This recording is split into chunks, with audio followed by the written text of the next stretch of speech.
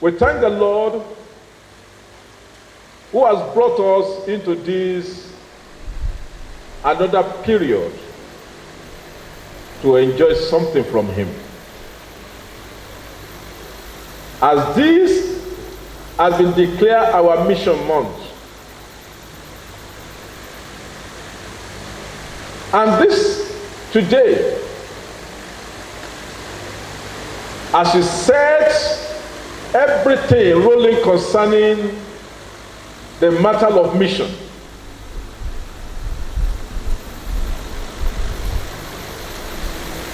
I'm joining every other minister in our organization to share with you what is titled Spread Out, God's Mandate for His Church. Spread out. Let somebody say spread out. When you have to spread out, every form of restriction must give way. And as you spread out spiritually, out in every area of your life, there shall be no more hindrance. There shall be no more restriction in the mighty name of Jesus. Turn your Bible with me to Genesis chapter 28. Genesis 28 and verse 14. Bible says, also your descendants shall be as the dust of the earth. You shall spread abroad to the west and to the east, to the north and the south. And in you and in your seed, all the families of the earth shall be blessed. No one is blessed until you are blessing to others. And that is why a believer that is saved by God, that is not saving others, is not fulfilling God's mandate for his life. Just as you are saved, God also gives unto us the mandate to save others. Because if you have experienced something sweet, you don't keep it to yourself.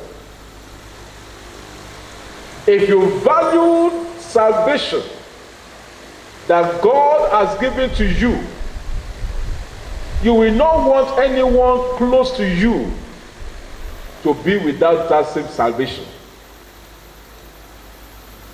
And so this is something that we need to remind ourselves, that as believers,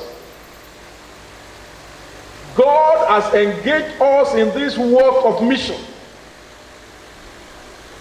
This is God's mission to the world, and this should also be our mission.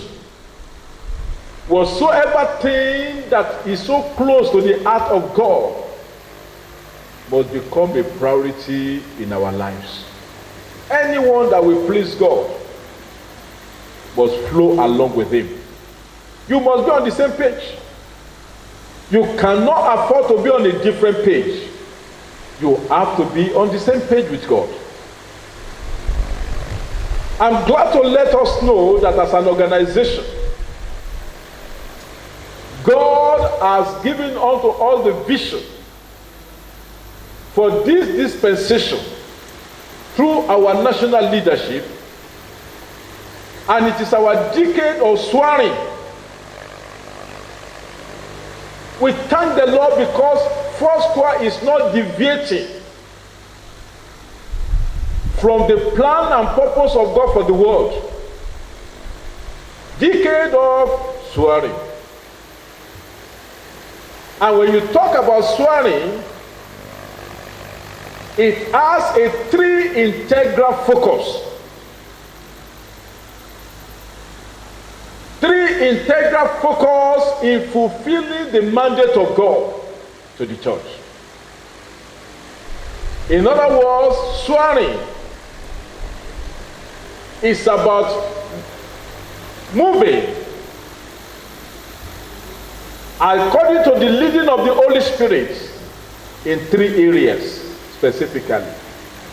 And these 3 areas combined together are to fulfill God's mandate. In this word swearing, it consists of 7 letters. And so you can know that it's a very perfect word. 7 is a number of perfection. These 7 letters, the first 3 letters, that is S-O, hallelujah, S-O-A, is about spread out. Spread out. Spread what? Out. We cannot afford to be on the same spot. As an organization, we cannot afford to be on the same spot. All of us have to spread out. Spread out all of us. And the next 2 letters, the R and I stands for reach in. We are to reach in ourselves. Not only that we are spreading out, we are to also have an in-reach. We need to reach ourselves because we cannot be left behind. As we are spreading out, we are also reaching in. And of course, the last 2 letters, which is the letter N and G, is about next generation. The hope of the church lies in the next generation. At every point in time, we must be thinking about what is coming up next. Every company that survives and that is still thriving today, they thrive because they do not lose sight of what is coming next. They are very sensitive to the next generation. You know, there are some companies that were there years ago, today they are no more, because they are not thinking of they can be relevant even in the future. There are churches that one way or the other are so unmindful of the next generation, not giving space to the younger ones, and the older ones appear as if they are the only ones that are relevant to God. The younger ones are also they are relevant. In fact, the hope of the church lies in them. Thank God, some elderly ones in the past, they were mindful of us when we were young. And they gave us a hand of lifting. They saw the next generation in us. And here we are today. We are the center stage of activities. And I tell you, the time is coming. Many of us will not be here. Who are the people that will take over from us? So we cannot look down on the younger ones. I was in a church. I stepped into a church in the United Kingdom some times ago. And I was shocked. Very big cathedral. Very, very massive. The size of that cathedral was up to multiplied by 2 of our size.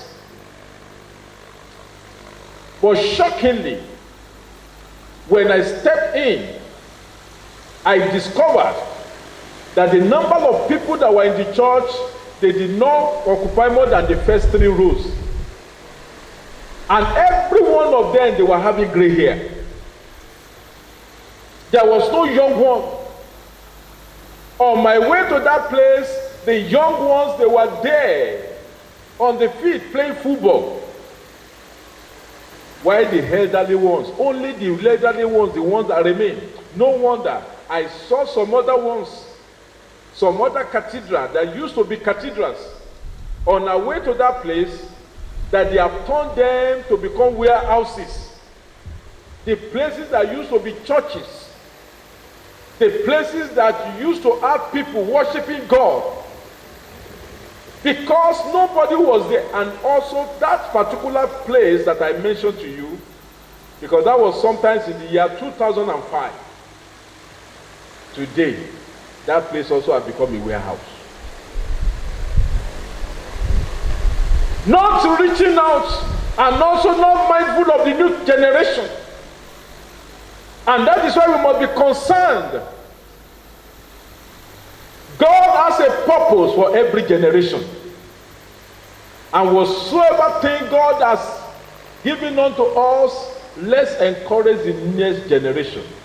The place of the youth, our teens, our children should not be relegated to the background. They are so important to God. Hallelujah.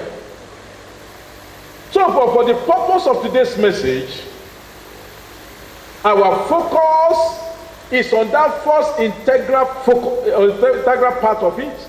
Spread out. The word spread out, it means to stretch out. When you have to spread out, it means you need to stretch. To extend over a greater area. Where you are is too small. You need to extend beyond that where you are. It is a call for expansion. Every child of God must have it as an agenda that we need to expand.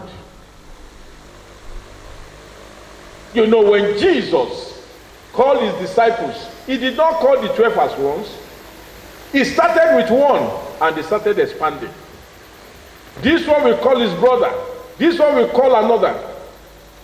I want to ask you, people of God, whom have you called to the Lord since you gave your life to Christ?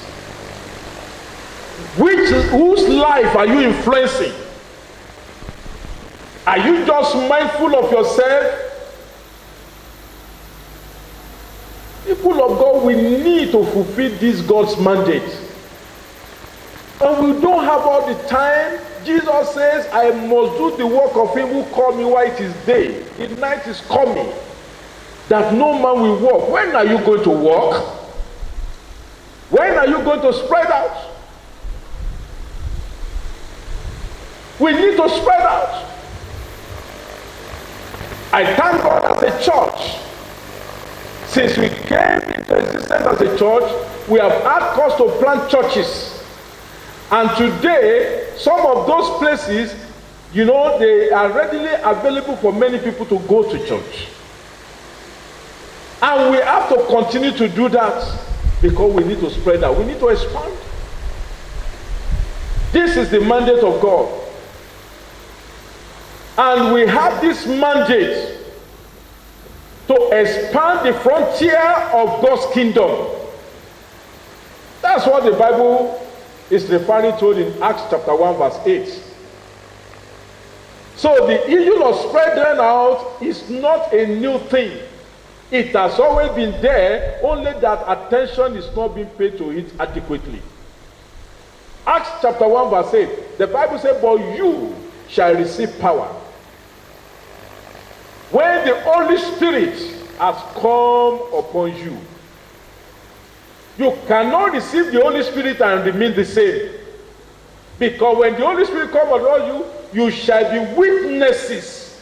You have to be a witness of what you have received. You shall be witnesses to me, first and foremost in Jerusalem.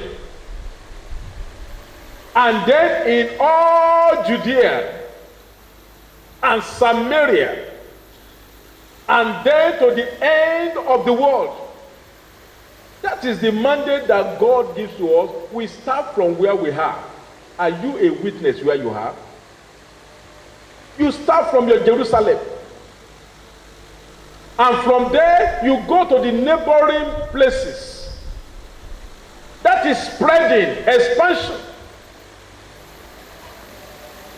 And then you keep on moving until you go to the entire part of the world. This was the same mandate the early church received when they were told to preach the gospel, starting from Jerusalem. And then they need to spread out, they spread out to other places with the gospel. And ultimately to all over the world. All over the world today, we can see the glory of God, the light of the gospel moving all over. And there are still some places that gospel have not reached. And we have the business, we have the responsibility to see that the gospel reach the unreached. But have you reached the unreached even around you? Friends, the gospel is like a seed. When you plant it all over the places, what will happen? It will surely grow. Whatsoever thing you plant will grow. What a man sow, you will reap. If you are not sowing the gospel, how will you harvest the souls? So the seed you do not plant cannot grow. Talk less of producing any fruit. Something that do not grow, how can you be expecting fruit? No way. And so the mandate of spread out that has been handed to us right from the period of the early church is being reenacted in our time. Are you going to be part of that move? Are you making up your mind that God will find you faithful, a faithful servant that will carry out this responsibility of spreading out? So quickly we are doing justice to this topic of spread out under three outlines. Number one, we look at the fundamentals of spread out. Number two, we see the forms, various forms. And of course, we see the fruit of spread out. In the fundamentals of spread out, the need to spread out is so essential, and it's an essential part of our Christian faith. If the early apostles did not move from Jerusalem, will you know about what is called Christianity today? If they remained in Jerusalem, they did not touch Judea, talk less of going further, every one of us will have been ignorant of what the gospel is all about. So the gospel, being the basis and the foundation of our faith, cannot and must not be restricted. But how can the gospel, how can it be restricted? It starts with you and I. If you restrict the gospel, that is, if you are not launching out with the gospel, you are restricting it. And this is the basic and the foundation of our faith. It's so vital that it should not be restricted. Don't be the missing link in the move of the gospel. Don't be the one that will restrict the gospel. The gospel of our Lord Jesus Christ. He has come to build a powerful church. He has come to bring light into the darkness of the world. What are you doing about it? What is your contribution? Are you contributing positively? Or you are a chairwoman in the church? Let us be challenged and see that we have a responsibility under God And we must be responsible children of God. There are key reasons why we need to spread out men of God, people of God. We have more than enough reasons. Number one reason is the availability of the harvest field. Jesus himself declared it in Matthew chapter 9 from verse 37 to 38. The Bible says, then he said to his disciples, so it's the same way he said to us today, the harvest truly is plentiful, but the laborers are few. As for the harvest, it's so plenty, but where are the laborers? Therefore, individually pray the Lord of the harvest to send out laborers into his harvest. God has prepared the harvest, only waiting for the laborers. Laborers are not there. Not because God do not have the people, but people are not ready to labor for him. Friends, it pays to serve Jesus, and you should know it from your hearts. He's not a debtor to anyone. Because the truth of the matter is, there is something or someone you are serving that you are laboring for. If you are not laboring for him, then you are laboring for something else.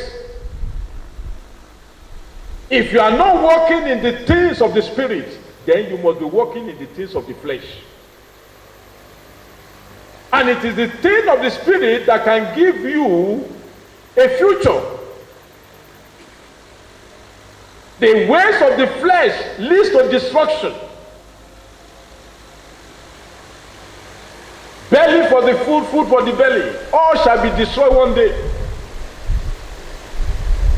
We should not allow our thinking to center so much on the physical and neglect that of the spiritual. Because after we have become everything we are looking for in this world, what next? What follows? The Bible says, what shall it profit a man who gain the whole of this world and then lose his soul? People of God, God is looking for men and women, male and female, the young and old, that will spread out the good news of the gospel in this world that is sinking. This world is sinking. This world needs liberation. Many destinies have been destroyed. Are you going to be a destiny molder? God should count on you. God should count on me.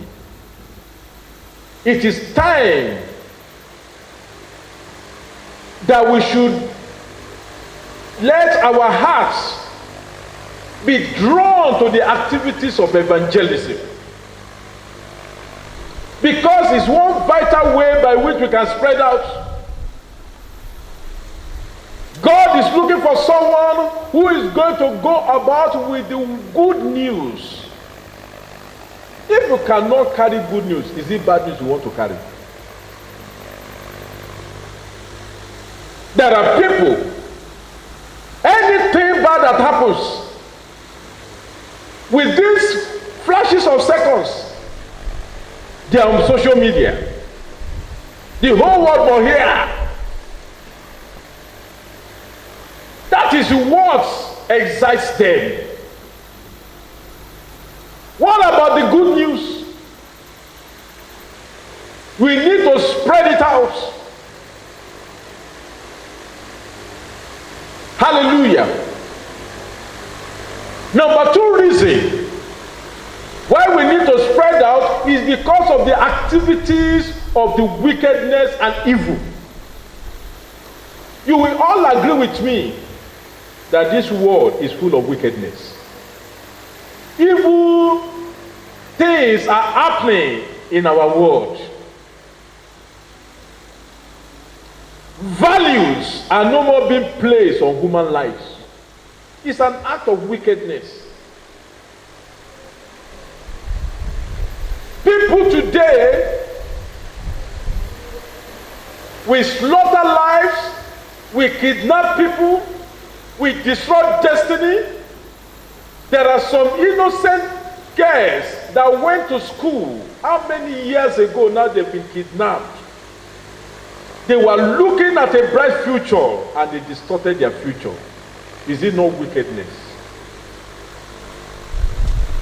Somebody will be on a journey, having a destination in mind. The next thing you hear, the person has been kidnapped. Some of those young girls that were dreaming of becoming something great in life, they have been married off, even at those tender age. They were defied. They married someone whom they did not love. Forced marriage, being made to be subject to condition that was so much unacceptable, but they have no choice. Is it not wickedness? So the more we spread out this gospel, we are delivering the word from the activities of the wicked ones. And so the wickedness will continue as long as the church holds its hand. The evil will continue to be perpetrated as long as men and brethren cannot go out and preach the gospel. If the gospel of our Lord Jesus Christ is the light that the world needs, then what are you doing about it?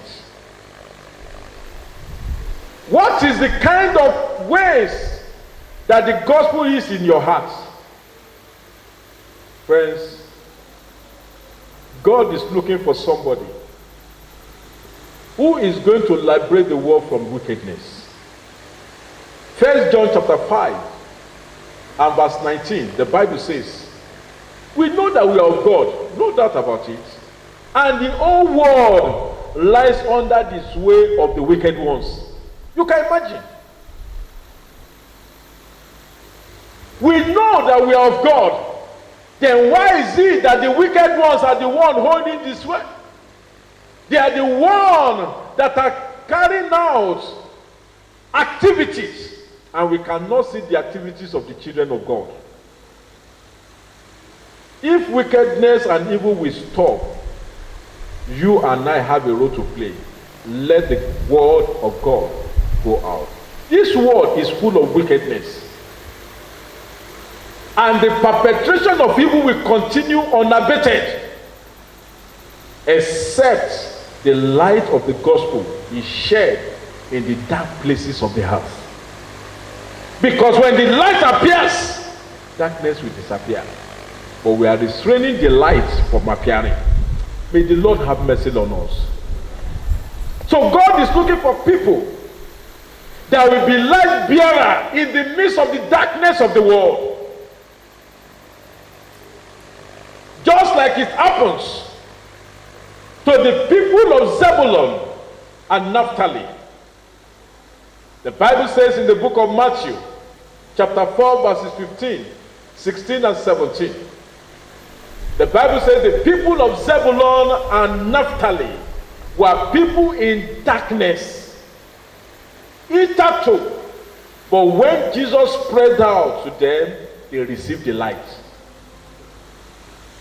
Hitherto they were in the darkness. But when the gospel spread out to them, they received the light. Are you available to spread out the light for the liberation of people in darkness?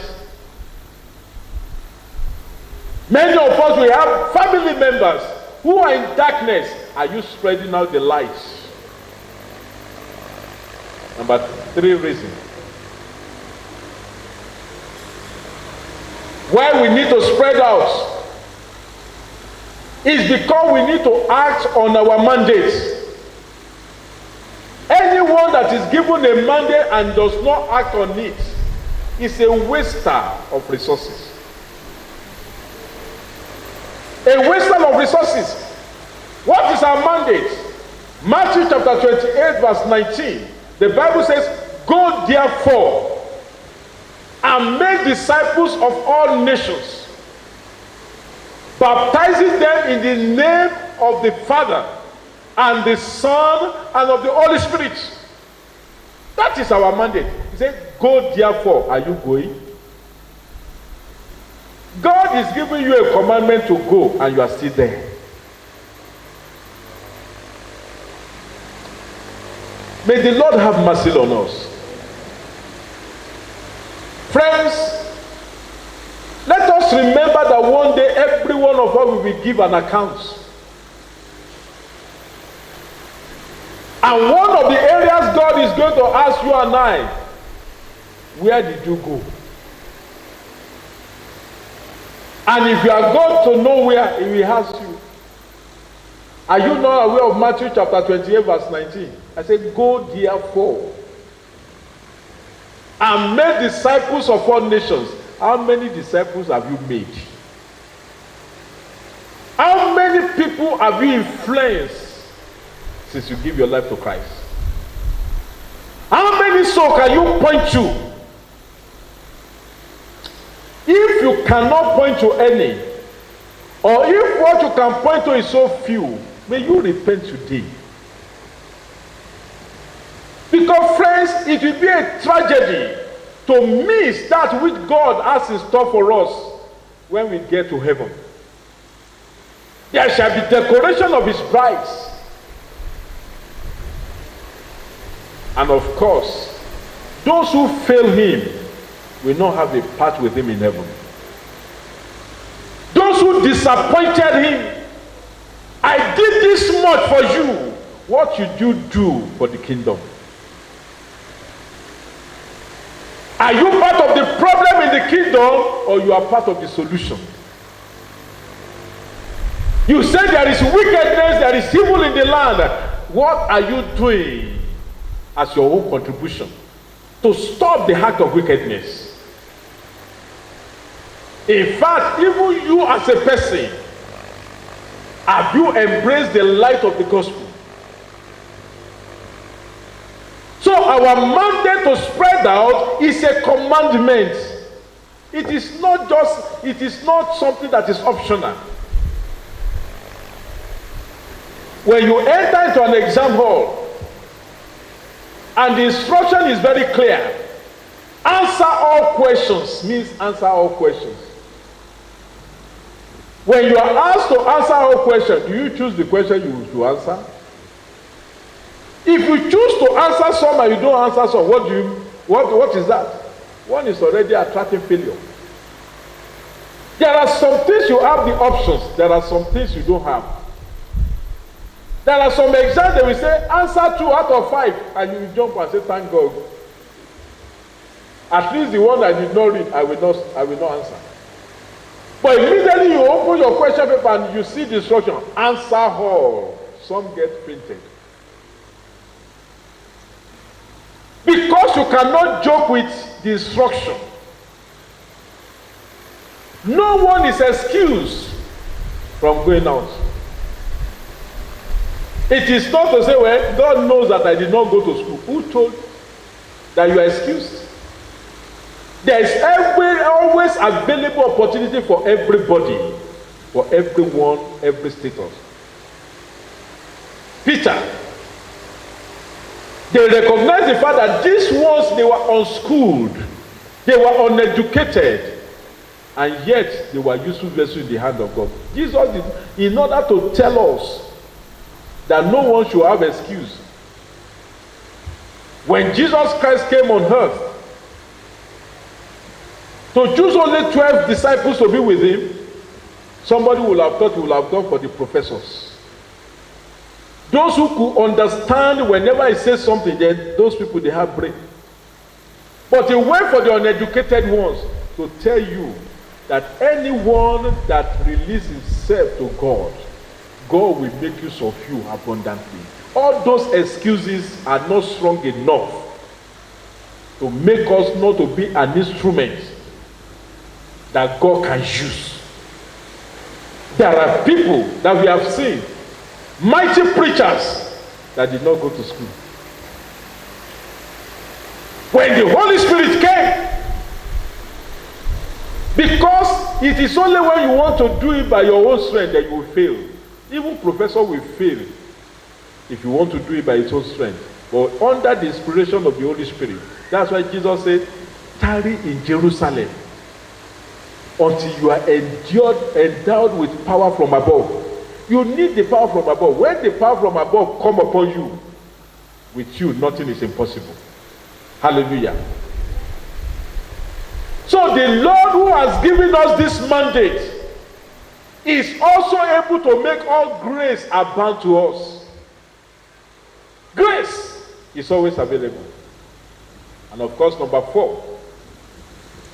four reason why we need to spread out is to assert the authority of Christ. If we don't go out, how will the world knows that there is power in Christ? Luke chapter 10 and verse 17. A group of disciples, they obeyed the commandment of spreading out, and they were caught with surprise. And they came with their testimonies in that Luke chapter 10 verse 17. The Bible said, then the 70, they returned with joy, not with sadness. There is joy in obedience. They return with joy, saying, Lord, even the demons are subject to us in your name. You know, when somebody says even the demons, you will know the kind of their perception about demons before that time. They saw demons have been so powerful that no one can arrest. But when they spread out, they came and said, even the demons, they are subject to us. When we say demon, out, and they were going out. You know the reason why demons are not subjecting to many is because of lack of obedience. When you obey God, God will back you up. Anyone that responds positively to the call of spreading out will be empowered by God. There is no doubt about it. God will not leave you powerless. When God sends you on an assignment, He backs you up. Hallelujah. It is Him who sent you on assignment, but He will not still leave you on your own, because you are not on your own assignment. Quickly, people of God, having seen the fundamentals of spreading out, let's see some forms, particularly as an organization. We believe that taking the gospel beyond the church is a possibility. How many of you think it's impossible? It is possible. We must be thinking of how the gospel can go beyond the walls of our churches. We cannot be restricting ourselves. Hallelujah. Some occasions I feel thrilled, even with the availability of the social media. Many are using it for negative reasons, and yet some are using it for positive reasons. I'm so glad. Each time when after a week of delivering a message, and I check the Facebook, I see that the same message has reached as much as 10,000 people within a week. God wants us to use every means to break the barriers. Sometime last week, I received a call from someone. The person was telling me something.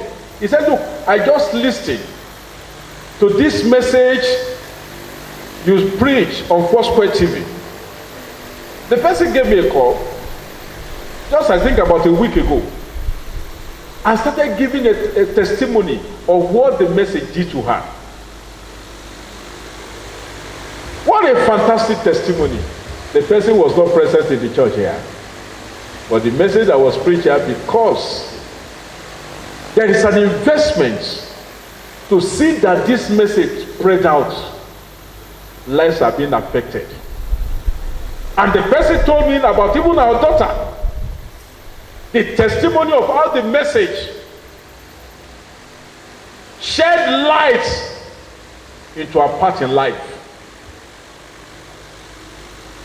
Last Sunday, I was somewhere, and someone also from Makodi, he was giving me testimonies of some of the messages that he had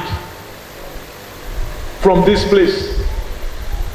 And he was telling me even some of the people around them, how it is affecting their lives. Men and brethren, we need to spread out. Somebody may want to look at it, such investment is a waste, underrating the value of what it can bring to many lives. Let's spread out. There are so many forms by which we can reach out. Men and brethren, the message of the gospel remains the same, but the method has to change. The problem is never with the message, the problem is with the method. Many of us don't know how to utilize so many things that God has given to us. There are so many forms of spreading out that organization even is also exploiting. We are looking at the riverine interland churches, building churches across the rivers, investing money in speedboats in order to get the gospel across to the people that will have been neglected. We have the body to plant churches in all these areas. And that is one of the reasons that also moved the leadership of this organization to have the vision of having grand assemblies in strategic places in this country. And this grand assembly is to see how many of the youth out there can be drawn to Christ. We have this vision. And I know God is backing up this vision. And the target of having this next generation, it will not be lost to us in Jesus' name. For some weeks, for some months, our general was have been going even to some campuses. He had been to the University of Ilorin campus. He has been to Obafemi Awolowo University, Ile-Ife. He has been to University of Ibadan. He's going around campuses. One of these days, he will be in the University of Abuja. We call it campus encounter. Spreading out the gospel. Friends, we should not neglect all those street meetings. We should go from street to street and let the gospel reach the unreached. Our community is in need of the light of the gospel. It's depending on you. God is depending on you. Do I have somebody who is going to say today, Lord, here I am, send me? God is looking for somebody. Are you that person? Remember, God is only giving you an opportunity to make a decision for yourself. Don't be like that child whose mother went to the market, and on returning from the market, the mother bought a loaf of bread. And as the mother arrived the child approached the mother, "Mommy, oyoyo." And the child was given a loaf of bread that the mother bought, and the child started eating. And as he was eating, the mother, because she was also hungry, I said, "Please give me." You know what the child did? He now had to hide the bread under the armpit and now look for something very small. I'm just turning like this and say, "Take." Instead of carrying the whole loaf and say, "Cut from it," he cut for the mother something that is so tiny and say, "Take." Is that not the way we are giving back to God? What has a man has that did not come from God? What do we have that we did not receive from him? Then what are you giving back? May the Lord have mercy on us. Friends, as I've been rounding up this message, let us see the fruits of spreading out. Because every seed that is planted must naturally result in an harvest. The spreading out of the early church resulted into, the spreading out of the gospel light. They were sending out the light. As you are spreading out, they were sending out the light. Because if they don't spread out, there will be no light.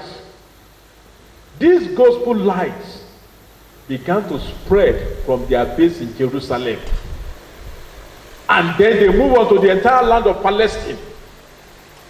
And then from there to other places, other apostles, they began to spread to other parts of the world.